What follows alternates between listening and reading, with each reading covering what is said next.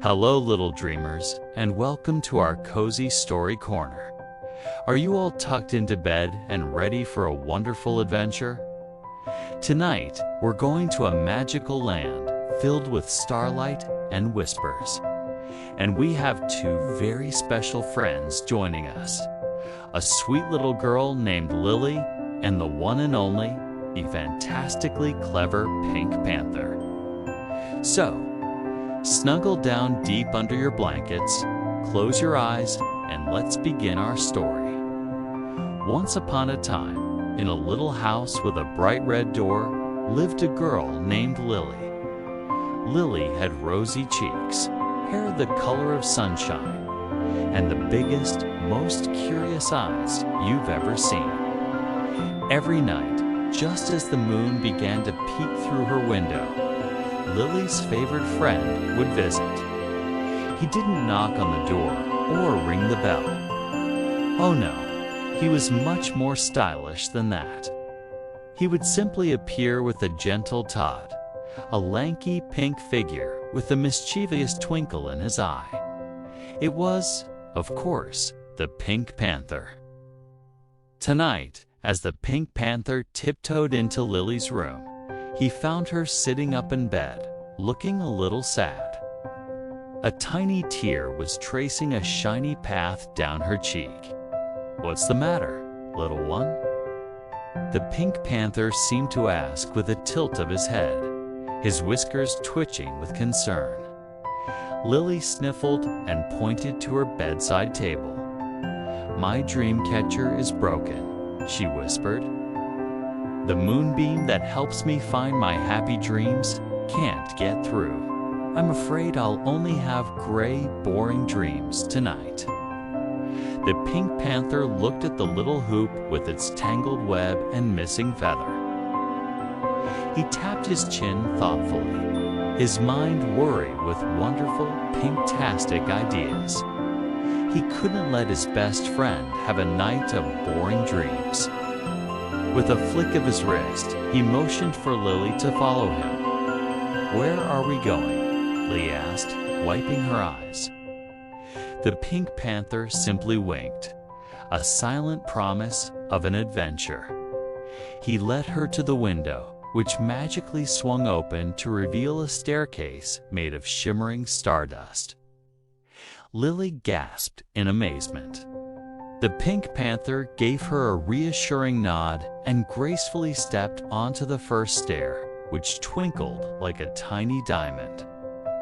Lily, holding his hand, followed him up, past the sleepy birds in the trees and into the big, velvety night sky. They were climbing to the moon.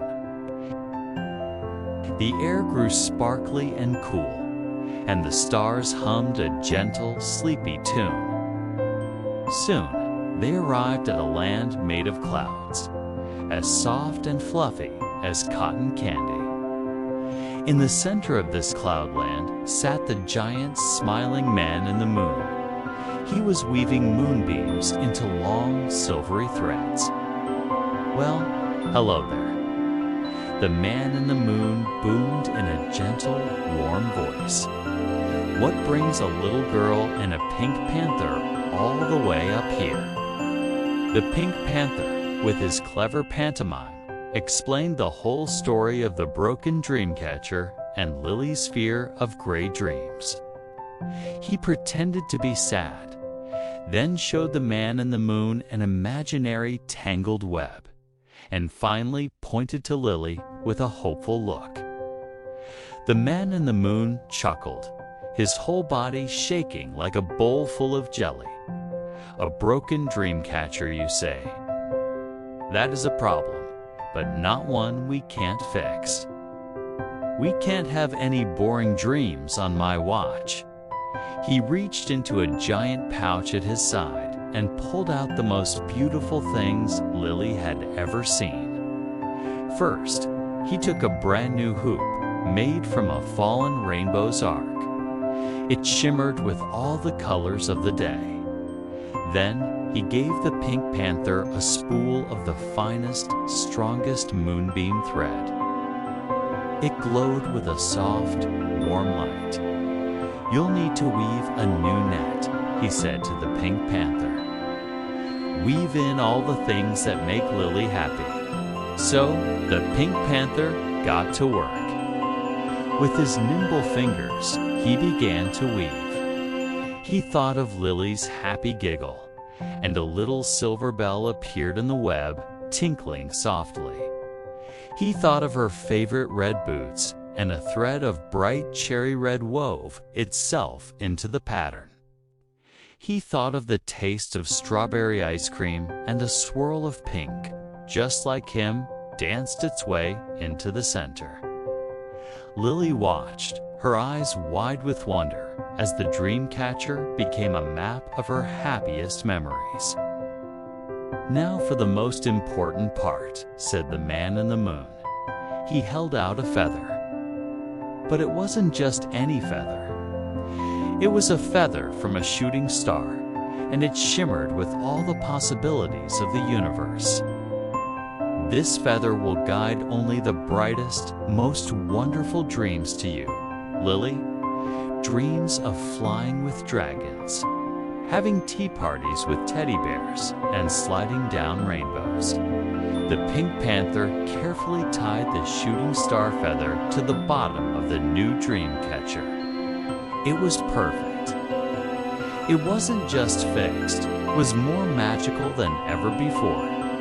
Lilly hugged the Pink Panther tightly. "Thank you," she whispered. "It's the best dream catcher in the whole wide world." The man in the moon smiled. "Time to get you back to bed, little one. Your dreams are waiting for you." The Pink Panther took Lily's hand, and they slid all the way back down the stardust staircase, landing as softly as a feather in her room. Lilly hung the new dream catcher by her window.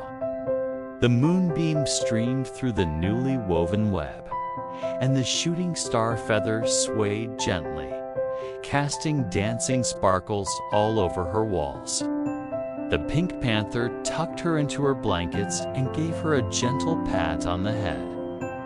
Lily's eyes were already feeling heavy, her heart full of warmth and happiness.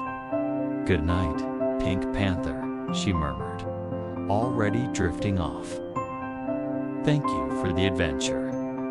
The Pink Panther tipped his imaginary hat, blew her a silent, sparkly kiss, and with a final graceful ta-da, he slipped away into the night, leaving Lilly to her wonderful, colorful dreams. And as she slept, she dreamed of sliding down rainbows with her best pink friend, knowing that every night would be an adventure as long as they were together.